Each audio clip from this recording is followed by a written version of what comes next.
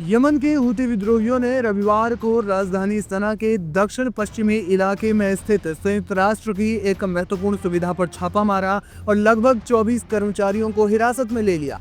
यह घटना शनिवार को सना में एक अन्य यूएन कार्यालय पर हुए छापे के ठीक एक दिन के बाद हुई, जिससे यमन में पहले से ही फैले गंभीर मानवीय संकट पर एक नया खतरा मंडराने लगा है। संयुक्त राष्ट्र के यमन रेजिडेंट समन्वयक के प्रवक्ता जीन आलम ने मीडिया को बताया कि हिरासत में लिए गए कर्मचारियों में 5 यमनी नागरिक और 15 अंतर्राष्ट्रीय स्टाफ शामिल है। इसके अलावा कई अन्य लोग भी हैं। बताया जा रहा है कि पूछताछ के बाद कुछ लोगों को रिहा कर दिया गया, लेकिन अभी भी 20 हूती विद्रोहियों के कब्जे में है। रविवार सुबह हूती सुरक्षा बलों ने यूएन की हदा स्थित सुविधा को घेर लिया, जहां मानवीय सहायता और संचालन संबंधी कार्य चल रहे थे। आरएम के अनुसार हूती विद्रोहियों ने अचानक उन कर्मचारियों को हिरासत में लिया और वहां से सर्वर, कैमरा रिकॉर्डिंग डिवाइस और अन्य संवेदनशील सामग्री जब्त कर ली। सभी प्रभावित कर्मचारी फिलहाल सुरक्षित बताए जा रहे हैं और उनके परिवारों से संपर्क हो चुका है। यूएन ने कहा कि वो हूती समूह और अन्य पक्षों के संपर्क में है ताकि इस गंभीर स्थिति को जल्द ही हल कर लिया जा सके। यह घटना शनिवार के छापे से जुड़ी हुई लगती है, जब हूती बलों ने सना के यूएन कंपाउंड में प्रवेश किया था। उस समय 15 अंतर्राष्ट्रीय स्टाफ मौजूद थे, लेकिन सभी सुरक्षित रहे। हूतियों ने वहां भी विस्तृत तलाशी ली, हालांकि कोई गिरफ्तारी नहीं हुई। यूएन के अनुसार अगस्त 2025 में भी सनान में यूएन कार्यालयों पर इसी तरह छापा पड़ा था, जिसमें 19 कर्मचारियों को हिरासत में लिया गया। अंसारुल्लाह का ये कदम उनके लंबे समय से चले आ रहे यूएन और अन्य अंतर्राष्ट्रीय संगठनों के खिलाफ अभियान का हिस्सा है। 2021 से अब तक हूतियों ने यमन के विद्रोही नियंत्रित क्षेत्रों जैसे सना, तटीय क्षेत्र, हुदैदा और उत्तरी सदा प्रांत में 53 से ज्यादा यूएन कर्मचारियों को हिरासत में लिया। जनवरी 2025 में सदा प्रांत में 8 कर्मचारियों की गिरफ्तारी के बाद यूएन को वहां अपनी गतिविधियां निलंबित करनी पड़ी। इसके अलावा यूएन के यमन में शीर्ष मानवीय समन्वयक को सना से एडन यानी कि अंतर्राष्ट्रीय मान्यता प्राप्त सरकार का केंद्र जो है यानी कि जो अदन इलाका है उसमें स्थानांतरित करना पड़ा। हूती नेता अब्दुल मलिक अल हूती ने हाल ही में 16-17 अक्टूबर को यूएन कर्मचारियों पर जासूसी और विश्वासघात का आरोप लगाया था।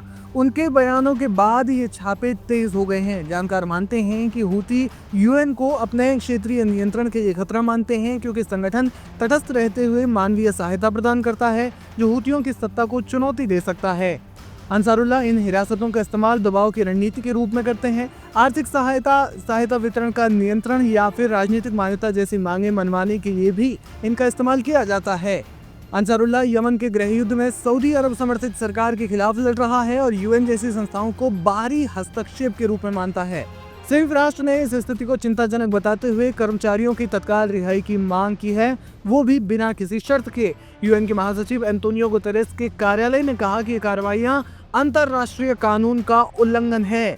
अभी तक प्रमुख देशों जैसे अमेरिका, सऊदी अरब या यूरोपीय संघ से आधिकारिक बयान नहीं आया है और अब देखना ये होगा कि हूती विद्रोही अंसारुल्लाह जो है वो यूएन के इन कर्मचारियों को कब तक छोड़ते हैं और इसके बाद यूएन क्या कार्रवाई करता है।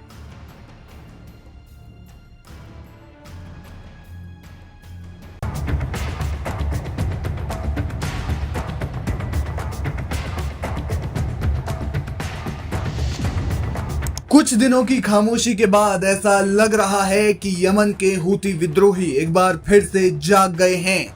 जी हाँ, ऐसा इसलिए क्योंकि अदन की खाड़ी में एक जहाज पर फिर से हमला हुआ है। बताया जा रहा है कि यह हमला एक प्रोजेक्टाइल से किया गया है, जिसके बाद जहाज धू धू कर जलने लगा और जहाज से आग की लपटें निकलने लगी।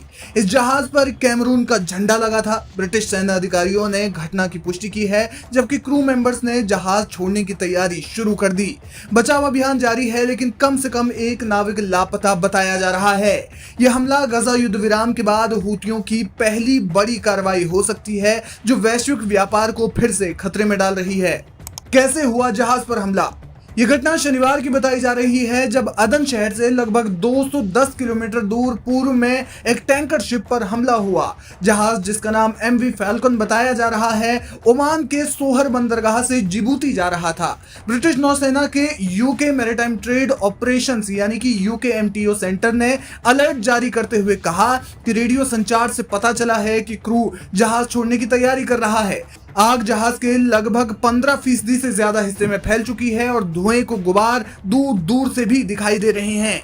एमरे नामक यूके आधारित मैरीटाइम सिक्योरिटी फर्म ने अपनी रिपोर्ट में कहा, जहाज पर विस्फोट की आवाज सुनी गई, उसके बाद आग लग गई। क्रू मेंबर्स ने सुरक्षा के लिए जहाज छोड़ने का संकेत दिया। सोशल मीडिया पर वायरल तस्वीरों में जहाज का डेक जलता हुआ नजर आ रहा है, जहां काला धुआं आसमान छू रहा है। जानकारी के मुताबिक क्रू में कुल 22 सदस्य सवार थे, जिनमें से अधिकांश ने लाइफ बोट्स में शरण ली।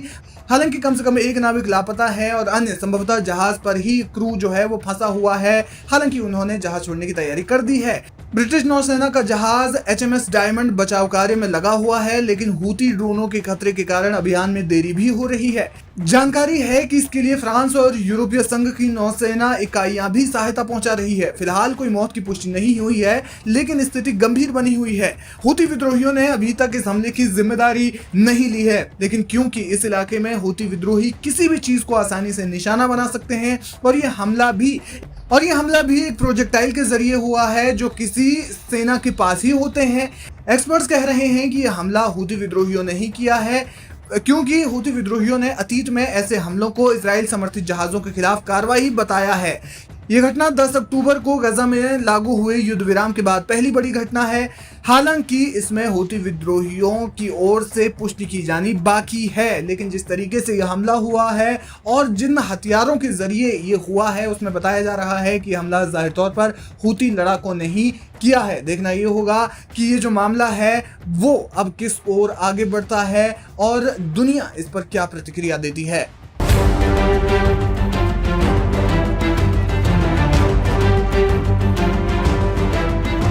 गाजा में 2 साल बाद आखिरकार शांति लौट आई है। हमास और इजराइल की कैद में जो बंधक थे वो भी अब अपने अपने घरों की तरफ लौट चुके हैं, लेकिन मिडिल ईस्ट में तनाव अभी भी बरकरार है। उसकी वजह है यमन के हूती विद्रोही। हूतियों ने इजराइल के खिलाफ एक बार फिर बड़ी जंग का ऐलान तो नहीं किया, लेकिन एकजुटता की बड़ी अपील जरूर कर डाली है। बाकायदा हूती लीडर मेहदी अल मशात ने एक बयान भी जारी किया है, जिसमें उन्होंने कहा है कि इजराइल ने गाजा में जो किया वो मानवता के खिलाफ अपराध है। अब समय आ गया है कि सभी अरब और मुस्लिम देश एक साथ आएं और फिलिस्तीनी जनता की हिफाजत करें। मेहदी अल मशात ने यह बयान ईरानी मीडिया को दिए गए इंटरव्यू में दिया है। उन्होंने साफ कहा कि हूती गूढ़ संघर्ष विराम की निगरानी करेगा और मानवीय सहायता के वितरण पर नजर भी रखेगा। अगर इस काम में कोई बाधा आई तो हूती इसका जरूर जवाब भी देंगे। और मिडिल ईस्ट से जुड़े लोगों की माने तो हूतियों की यह चेतावनी सिर्फ बयानबाजी नहीं, रेड सी में जहाजों पर उनके हमले इस बात के संकेत हैं कि वो इस संघर्ष में सक्रिय भूमिका निभा सकते हैं। हूती सिर्फ यमन तक सीमित अब नहीं रहे हैं,